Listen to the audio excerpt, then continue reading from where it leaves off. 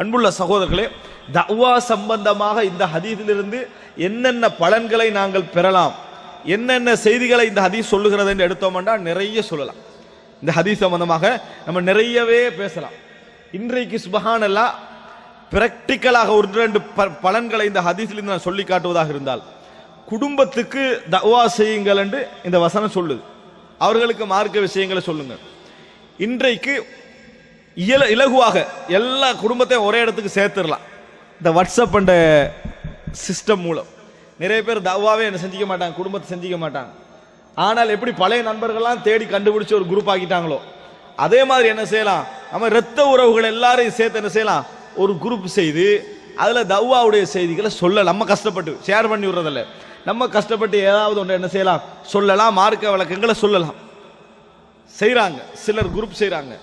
என்னத்துக்கு செய்கிறாங்கடா, அதில் நகைச்சுவையும் கிண்டலும் வழங்கிட்டா அதில் இல்லாத ஃபித்னாவும் ஃபசாதுக்கும் ஃபேமிலி குரூப் செய்கிறாங்களே தவிர அதன் ஊடாக மார்க்க விஷயம் எதுவும் என்ன செய்தில்லை, நடக்குதில்லை. ஏற்கனவே உள்ளதை விட கேடு கட்டு போகிறதுக்கு மட்டும்தான் என்ன செய்யாது, உதவுதே தவிர ஏதாவது மார்க்க விஷயம் ஏதாவது சொல்றதுக்கு உதவுதான்னு பார்த்தா இல்லை.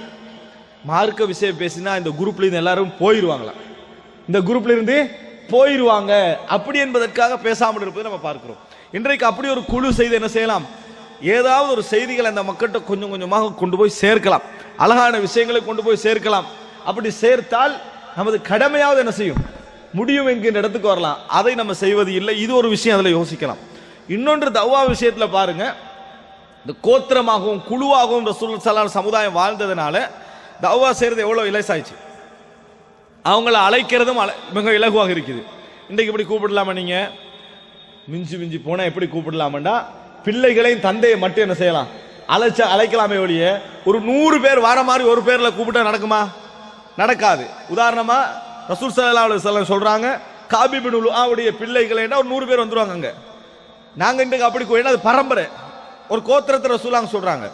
நாங்க இன்றைக்கு அப்படி கூப்பிட்டோம்னா 2 பேரும் தந்தை மட்டும் தான் என்ன செய்வாங்க, வருவாங்க. அதுக்கு அங்கெல்லாம் இந்த குழு முறைமைகள் எதுவுமே என்னது இல்லை. காரணம் அந்த இரத்த உறவுகள் சேர்ந்து வாழாமை என்கின்ற பகுதி. எனவே அன்புள்ள சகோதரர்களே, எப்பொழுதும் சமுதாய இயல்புகள், குடும்ப இயல்புகள், ஊருடைய இயல்புகள் இவைகளை நம்ம புரிந்து கொண்டோம் என்றால் தஅவா முறைக்கு என்ன செய்யும், அதை உதவும் என்ற செய்தி இது சொல்வதை பார்க்கிறோம். இதில் எங்களுடைய தலைப்போடு சம்பந்தப்பட்ட மிக முக்கியமான செய்தி என்னென்றால், தஅவா என்பது குடும்பத்துக்கு மார்க்கம் சொல்வது என்பது எப்பொழுதும் ஒரு நாளும் எங்களுடைய இரத்த உறவு முறை என்ன செய்யாது, பாதிக்க செய்யாது. காரணம், இஸ்லாம் இரத்த உறவு முறையை பேணத்தான் சொல்லுது.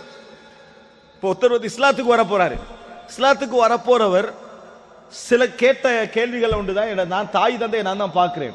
இப்போ நாம இஸ்லாத்துக்கு வந்தா அவங்க குஃபர்ல இருப்பாங்க, நான் அவங்களோட வீட்டுக்கு போகலாமா, அவங்கள பார்க்கலாமா, அப்படி கேட்கக்கூடிய எத்தனையோ சகோதரர்களை பார்க்கிறோம். நம்ம என்ன சொல்லணும், முதல் பதில், நீ இஸ்லாத்துக்கு வந்து என்ன சொன்னா இப்ப இருக்கிறதை விட பார்க்கலாம், இப்ப இருப்பதை விட பார்க்கலாம் அல்ல, பார்க்க வேண்டும், கவனிக்க வேண்டும்.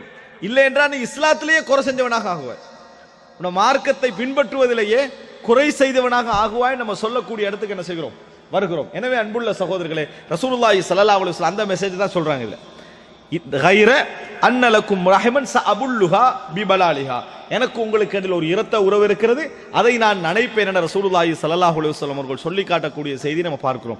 எங்க சொன்னாங்க, மார்க்கத்தை சொன்ன இடத்துல ரசூல் ஸல்லல்லாஹு அலைஹி வஸல்லம் என்ன செய்றாங்க, அதை சொன்னார்கள் என்பதை பார்க்கிறோம். சஹீஹுல் முஸ்லிமிலே 348வது இலக்கத்திலே இந்த செய்தி வருகிறது.